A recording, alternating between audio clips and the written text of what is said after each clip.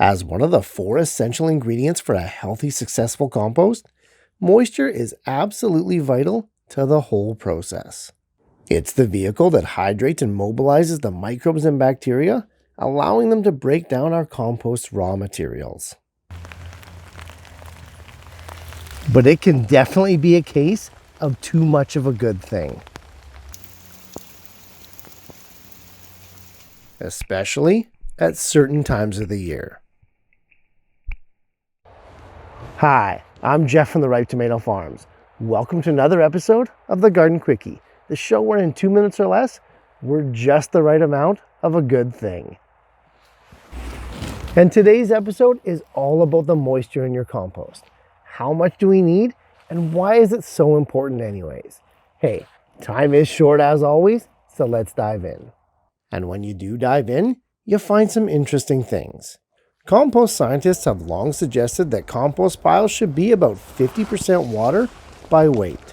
That's good to know, but pretty much impossible for the backyard grower to accurately measure.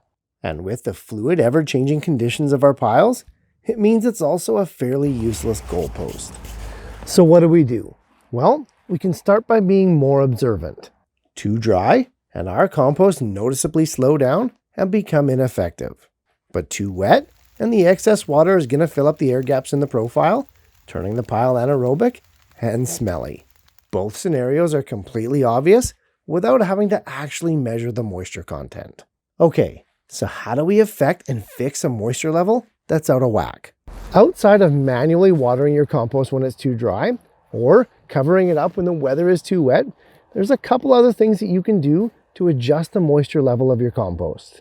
For compost piles that appear too dry, the best solution is to simply layer in some more wet products, usually in the form of greens or nitrogen sources. The 2 most effective ones would be your raw kitchen waste and green grass clippings. It's a solution that's much better than wasting water, which may be hard to come by at the time of year when your compost pile would be too dry. Now, if your compost is too wet and you think it may be going anaerobic, you can go the other way and add in some browns.